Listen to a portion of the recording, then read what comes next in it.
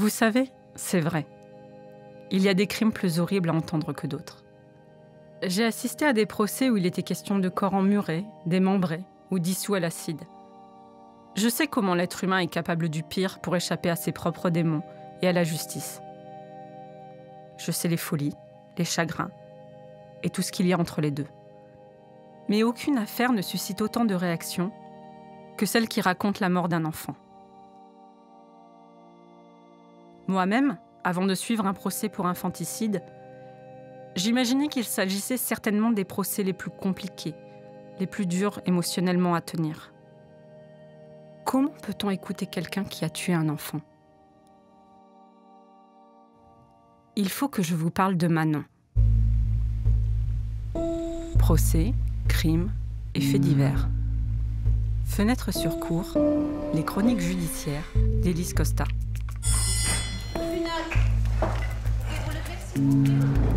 Saison 3.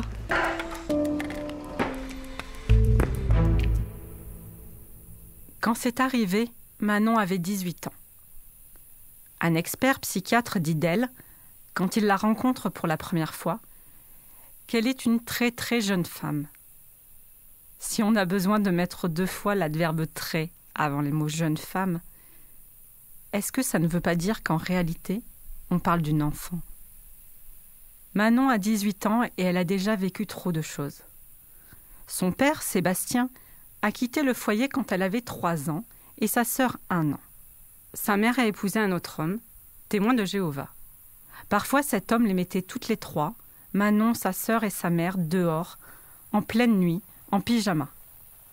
Ils partaient dans des fureurs indescriptibles. Le week-end, le père de Manon ne venait pas les chercher, elle et sa sœur, alors qu'il avait promis. Elle a ce souvenir-là, de l'attendre tout un week-end. Le divorce est interdit au sein de la communauté des témoins de Jéhovah. Mais la mère de Manon a pris sa décision. Elle s'en va. Ses filles sont traumatisées. Il y a les cauchemars surtout. Au bout du compte, la mère de Manon sera excommuniée des témoins de Jéhovah. Et en 2012, enfin, elle sera divorcée. Manon recontacte alors son père, Sébastien. Il est content. Il lui propose de venir habiter avec lui et sa nouvelle compagne, Christelle. Plus tard, Manon dira « J'avais un vide et j'étais soulagée d'avoir retrouvé une famille. » Elle ne sait pas l'expliquer, elle s'est toujours sentie proche de son père. Leur entourage dira aussi qu'elle savait y faire avec lui. Mais chez son père, il y a 2 garçons. Christelle en avait un avant de le rencontrer, et avec Sébastien, ils ont eu un 2e fils. Pour Manon, cela a été, je cite, « un choc ». Elle a eu du mal à comprendre comment son père avait pu assumer 2 autres enfants, et pas elle ni sa sœur. Elle en voulait à son père, mais elle avait terriblement peur d'être abandonnée à nouveau. Devant la cour d'assises, elle explique « Je voulais passer le plus de temps possible avec lui. Même aller chercher une baguette de pain avec lui, ça me faisait plaisir. » C'est plus compliqué avec Christelle, sa belle-mère.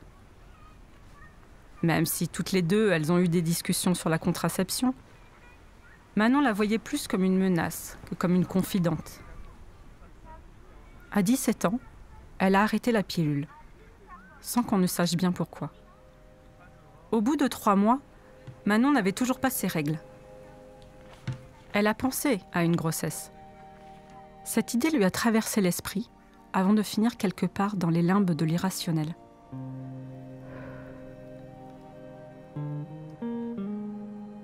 L'idée revenait tout de même de temps à autre, parce qu'il ne pouvait pas y avoir d'autre explication. Son cerveau lui envoyait alors une autre pensée, un peu illogique, mais plus rassurante. « J'ai le temps ». Elle se disait qu'elle avait le temps pour réfléchir à tout ça. Un expert psychiatre note dans son rapport les mots « déni de grossesse partielle ». Autour d'elle, personne n'a rien remarqué.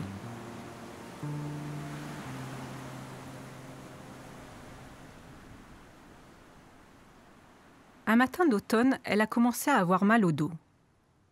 Elle a vomi. Son père a nettoyé. Elle est allée travailler malgré tout. Elle adorait son nouveau travail dans un laboratoire pharmaceutique.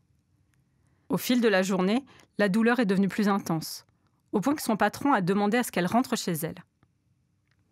À la maison, cela ne passait pas. Son dos lui faisait de plus en plus mal. Elle se souvient parfaitement de cette douleur-là. De celle de l'accouchement, en revanche, il ne lui reste rien. Face à la cour d'assises, elle retient un sanglot à l'évocation de ce souvenir évaporé. L'expert psychiatre, lui, explique que c'est à cause de l'adrénaline et du stress. Comme pour celui qui reçoit une balle dans la jambe et qui continue à courir. Manon a vu le bébé dans la cuvette des toilettes. Elle a tiré la chasse d'eau, comme un réflexe. À l'autopsie, le médecin légiste n'a pas trouvé d'eau dans les poumons du nourrisson. Il n'est pas mort noyé. Elle l'a sorti, est allée dans la salle de bain et l'a mis dans une serviette éponge. Elle a rabattu les coins de la serviette et l'a posé dans le placard de sa chambre. Elle a nettoyé le sang dans la salle de bain, puis est descendue dîner. Personne n'a rien entendu de spécial. Le lendemain matin, elle s'est réveillée l'esprit embrumé. Elle a ouvert le placard. Elle s'est rendue compte de ce qu'elle avait fait. Il était trop tard. Elle a pris le nourrisson et l'a tenu pendant 1 heure, dans ses bras, en pleurant. C'était une petite fille. Elle lui a donné un prénom qu'elle aimait bien. L'expert psychiatre dit au juré de la cour d'assises: Manon était incapable d'avoir un comportement adapté en quelques secondes, là où cela demande 9 mois. Le médecin légiste, lui, fait remarquer qu'un bébé est incapable de survivre sans soins, qu'il y a un phénomène de glissement, comme pour les personnes âgées. Tout être humain a besoin de chaleur pour survivre. C'est allé très vite, probablement entre 1 et 5 minutes. Mort par suffocation. Ensuite, Manon a dû être transportée aux urgences pour d'autres douleurs. Les docteurs qui l'ont examinée à l'hôpital ont compris ce qui s'était passé. Ils ont fait un signalement au procureur. Un copain gendarme de Sébastien lui a dit de rentrer et de regarder s'il ne voyait pas des choses bizarres chez lui. C'est lui qui a trouvé le bébé, enveloppé comme un petit colis, dans la serviette. Il dit que depuis, il n'ouvre plus ce placard. Il dit que c'est vrai. Peut-être que sa fille avait peur de lui. À la barre, Christelle, sa compagne, regrette. « J'ai pas réussi à nouer des liens avec Manon. C'était moi l'adulte, j'aurais peut-être dû... » Christelle se tourne alors vers Manon, assise dans le box des accusés, et lui souffle. « Je suis désolée, Manon. J'ai rien vu.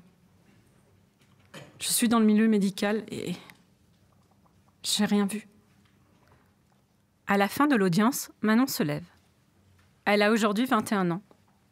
Après plusieurs mois d'incarcération, elle a été placée sous contrôle judiciaire. Et puis petit à petit, elle a arrêté de se rendre chez le psy. Elle dit que ce n'est pas le psy qu'elle voulait arrêter, c'était d'en parler. Elle ne voulait plus en parler. Les conditions de son contrôle judiciaire n'étant plus remplies, elle est retournée en détention. Au président de la cour d'assises, elle indique « Tous les soirs, je me couche avec ça. Je pense qu'en enlevant la vie, en fait, au fond de moi, je me la suis enlevée à moi-même. » Et avant de retourner dormir en prison ce soir, Manon ajoute « Je ne veux pas que mon père et ma belle-mère pensent que c'est de leur faute. Parce que même si je voulais qu'ils le voient, ce n'était pas à eux de le voir. C'était à moi de ne pas manquer de courage. Je ne veux pas qu'ils s'en veulent de n'avoir pas vu ce que je n'ai pas vu moi-même. »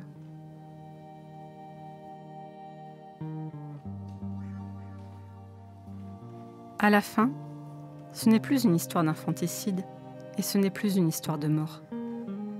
C'est une histoire de vie. Cela parle des choses que l'on n'a pas vues et de l'amour qu'on a trop espéré. Manon a été condamnée à 5 ans de prison, dont 2 avec sursis. Quand elle sortira, a confié sa belle-mère à l'avocate. ils l'accueilleront à la maison.